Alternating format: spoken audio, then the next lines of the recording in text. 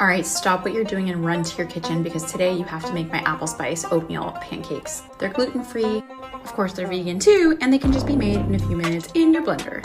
Add the ingredients listed above to your blender, follow my instructions, and that's it.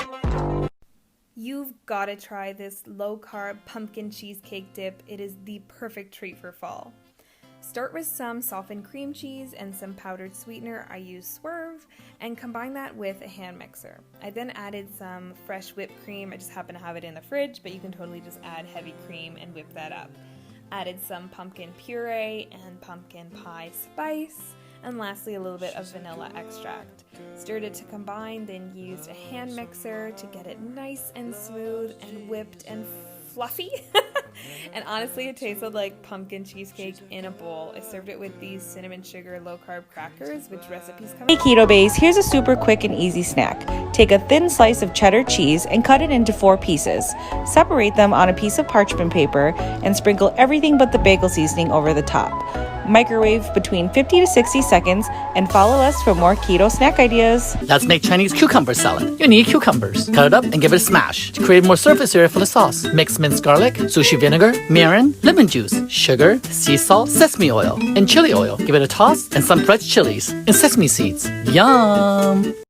All right, y'all, we're doing some Moink Balls today. It's a weird name, right? Moo like a cow and oink like a pig. Yeah, you guys get it.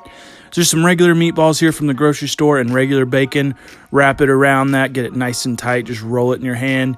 Get some of your favorite rub. This is D's Nuts Pecan Rub. This stuff is awesome. Just coat it like that. Put it on the smoker at about 250 for about 45 minutes or so until it turns nice and golden brown like this. Guys, these are awesome. Nice and crunchy. Good appetite. Finally feels like fall here in Ohio, so everybody in the family woke up this morning and wanted white chicken chili. So I'm gonna show you how we do it. Step 1, chicken in the crock pot. Step 2, get you about 3 cans of beans. These are the ones that I use, but you can use whatever you want. And 2 cans white corn. Pour them over the chicken. Okay, beans are added. Now we add our corn. Okay, after you do that, you're gonna take 2 cans chicken broth, 2 cans cream of chicken, 2 cans green chilies, and a packet of taco seasoning of your choice. Put them in a bowl and combine them together. Once that's mixed, pour it in. Lid on, low for 8 hours, high for 4 to 6. See you then. After 8 hours, shred chicken, add half top with chips and cheese. Easy, foolproof popovers, custardy on the inside, crispy on the outside. Grease your popover pan or a muffin tin. Whisk 3 eggs till light and foamy. Combine 2 cups of milk, 3 tablespoons melted butter. Separately, mix 2 cups bread flour and a teaspoon of sugar and salt. Whisk your dry ingredients in, a third at a time. You don't want any clumps. It should be nice and smooth. Let it sit for 1 hour at room temp. After 1 hour, fill up your pan. Now bake at 450 degrees for 20 minutes. After 20 minutes, decrease your oven temp to 300 degrees and bake for another 35 minutes. After 35 minutes, take them out, poke a hole. Bake for a final 10 minutes. They are best eaten fresh out of the oven. A nice crisp outside and a soft, moist, custardy inside. Nothing better than popovers and friends. You have to try them. What are you waiting for? I guarantee you'll be addicted to these. My mom and I saw a recipe on Pinterest for Reeses Fudge and we had to make it. So you're gonna grease your aluminum foil and then put that in a baking dish. Then put a layer of whole Reeses down and chop some up too. Then in a saucepan over medium-low heat, you're gonna stir together your chocolate chips and sweetened condensed milk until it is all melted. Then smooth the fudge over the Reeses and add some of your chopped Reeses on top. Then boom, you got the yummiest, easiest fudge you'll ever have.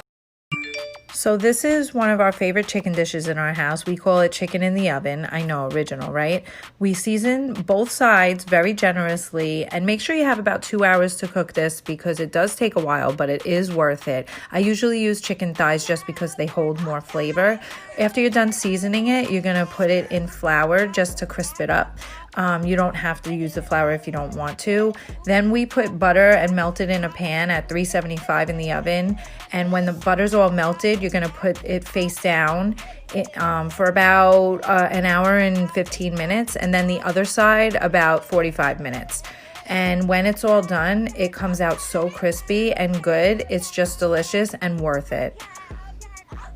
Yummy. Today I'm going to show you guys how to make my $1 million chicken casserole. First I start off cooking the chicken breast. I put it in some water, set it to a boil, and then cook it for about 20 minutes. As that chicken's cooking, I'm going to go ahead and start making my breadcrumbs. I used some sourdough bread that was getting ready to go bad. I just cut it up in little pieces. I put it on a pan.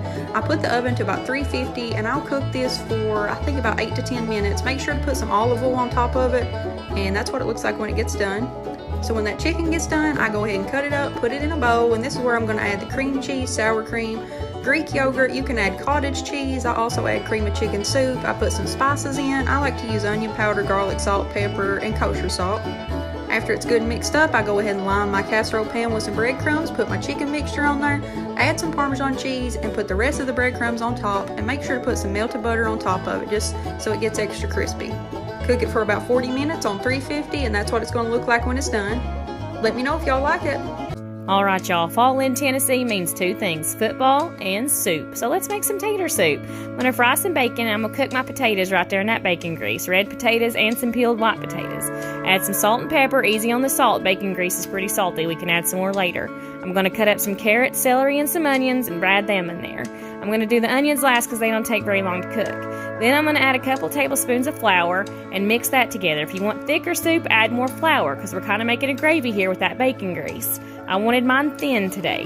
Then I'm going to cover it with some chicken stock, put the lid on it, and cook it till my veggies are tender. Then I'm going to add some whole milk, or you can have some cream, whichever you like here. You can add some cheese. Then I'm going to serve it up with some cheese, bacon bits, parsley, and some homemade garlic cheddar biscuits. If you love sweet and salty, these are for you. They are Ruffles marshmallow squares. I make them all the time, and they're such a hit even for those who are doubtful. I promise you they are so amazing and addicting. You gotta try. Lemon regatta stuffed zucchini. Scoop out the seeds and bake for 20 minutes at 400 degrees. Taking a little bit of garlic, mince that, and then we're gonna make a stuffing with it. Parsley, olive oil, saute that garlic for a couple minutes, and then mix regatta, breadcrumbs, lemon juice, Parmesan Reggiano cheese, parsley, and that garlic oil. A little bit of pepper, mix it up, let those zucchini cool for a second, and then stuff them. Top it with a bit of breadcrumbs and more cheese, and then broil it for 5 to 7 minutes until bubbly. Lemon regatta stuffed zucchini. We're making buffalo chicken game day dip. Get 3 chicken breasts, drop them in boiling water, boil for 3 minutes, then lower and simmer till juicy about 10 minutes. Okay, it's done. Now shred it real good. Boom. Get it in a bowl.